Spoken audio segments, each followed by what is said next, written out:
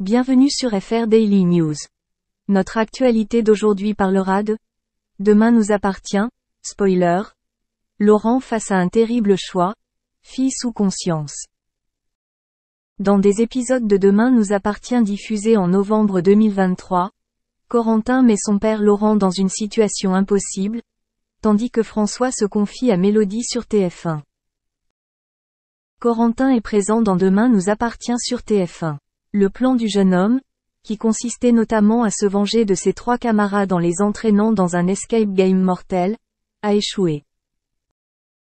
Aucun d'entre eux n'est mort et leur implication a été rapidement découverte par la police.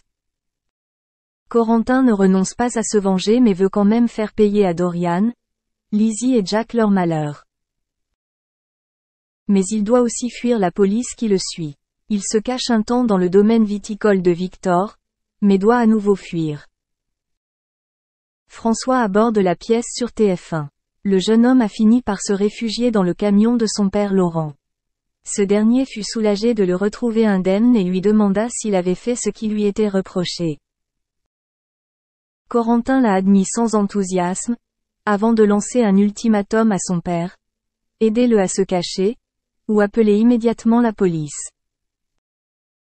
Alors que Mélodie expliquait récemment à Victoire qu'elle souhaitait rencontrer le policier qui lui tenait la main lorsqu'elle était coincée dans l'effondrement du lycée Agnès Varda, elle en a parlé avec François.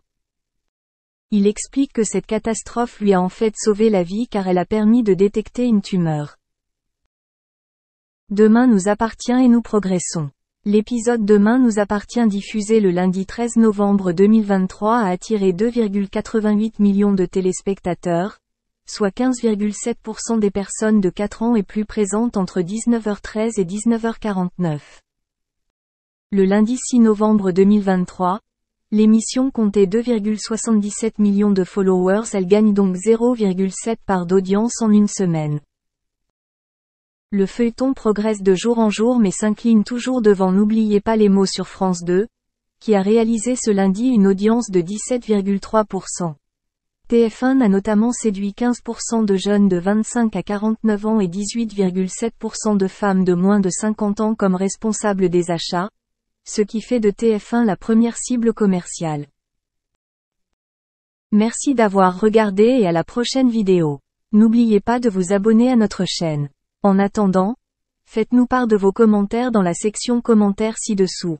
S'il se bat maintenant depuis quelques semaines contre un cancer du poumon, Florent Pagny nous avait raconté en 2018 comment il avait découvert son talent, son don pour la chanson. En effet, on peut parler de véritable don. L'artiste qui a révélé au mois de janvier souffrir d'un cancer du poumon, un cancer dont on sait tous qu'il va s'en sortir. Le chanteur a commencé la chimio et semble plutôt bien répondre au traitement. Florent vient d'une famille d'artistes, mais a découvert par hasard qu'il avait un don pour la chanson.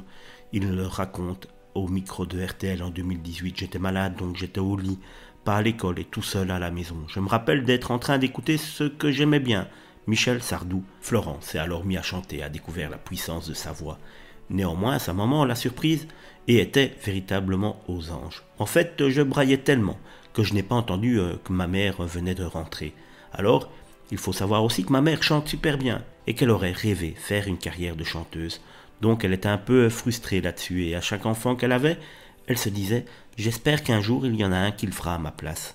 Ce jour-là, Florent a fait pleurer de joie sa maman et a compris à l'âge de 10 ans donc qu'il était fait pour la musique. Il a d'ailleurs toujours pu compter sur son soutien. Elle n'avait plus de voix tellement elle était épatée de ce qu'elle venait entendre et voilà, c'est tout simplement